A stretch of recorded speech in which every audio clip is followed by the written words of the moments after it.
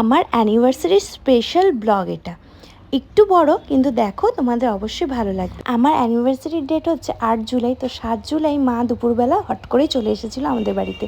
সাথে করে নিয়ে এসেছিলো বিরিয়ানি আর মাটন কষা। তো আমরা রাতে ওটা ডিনার করে নিয়েছিলাম। আর রাতে অরূপ কেক নিয়ে এসেছিলো আমার জন্য, আর আমি ছোট্ট করে ঘরটাকে একটু সুন্দর করে সাজিয়েছিলাম। আমরা রাত 12টার সময় কেক কেটে সেলিব্রেট করেছিলাম, কিন্তু সেটার ভিডিও আর করা হয়নি। বাড়ির সামনে ফুলের গাছ বিক্রি করতে চলে এসেছিলো, তাই নিজেকেই নিজে 3টে ফুলের গাছ গিফট করে ফেলেছি।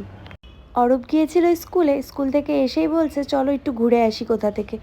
তো আজ সারাদিন খুব বৃষ্টি হয়েছিল, তাই ভাবছিলাম কোথায় যাওয়া যায়। তো বাড়ির সামনে যেহেতু গাজলডোবা, তাই ভাবলাম চলো গাজলডোবা থেকে ঘুরে আসা যাক। মা আমাকে অ্যানিভার্সারিতে নতুন চুড়িদার কিনে দিয়েছিল, সেটা পরেই চললাম গাজলডোবা।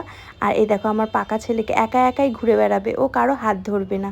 আর আমরা চলে আসলাম গাজলডোবায়। দেখো কত সুন্দর লাগছে, তাই না? অনেক দিন পর আমি আসলাম আবার গাজলডোবায়। তোমাদেরকে একটা মজার কথা বলি, আমি অ্যানিভার্সারিতে অরূপকে এয়ারবাডস গিফট করব দেখে আমি অর্ডার দিয়েছিলাম ফ্লিপকার্টে। সেটা ওকে জানাইনি, কারণ সারপ্রাইজ ছিল এটা ওর জন্য।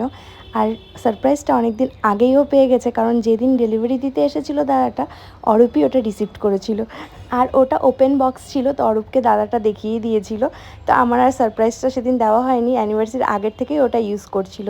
আর আজকে এখানে কাঁকড়া পেয়েছি, তো আমার তো ফেভারেট কাঁকড়া আর চিংড়ির চপ নিয়ে নিয়েছিলাম, আর 2টো চা নিয়ে নিয়েছিলাম। আমি যেহেতু চা খেতে তো পছন্দ করি না, তাও খেয়েছিলাম। আর আমরা দেখো অনেকটা রাতে এই ব্রিজে এসেছিলাম, আর যেহেতু বৃষ্টি ওয়েদার ছিল, আজকে প্রচণ্ড ফাঁকাই ছিল। আর এই ব্রিজে শুধু আমরাই ছিলাম, কী যে ভালো লাগছিল। দেখতে দেখতে বিয়ের 3 বছর কমপ্লিট হয়ে গেল।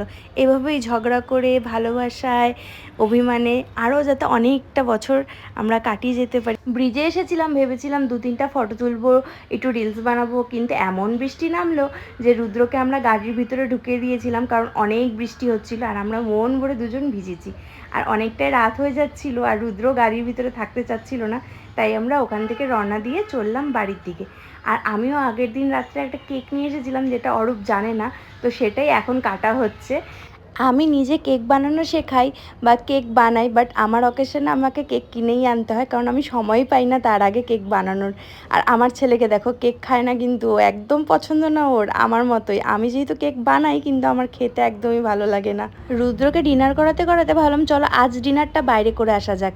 অনেকটাই রাত হয়ে গেছিলো, তো ভাবছিলাম দোকান খোলা থাকবে কিনা। এই দেখো আমি বলছি খোলা আছে। আর আমরা চলে এসেছিলাম গুপ্তায়, আর লাস্ট কাস্টমার আমরাই ছিলাম। এভাবে আমাদের দিনটা সেলিব্রেট করেছি।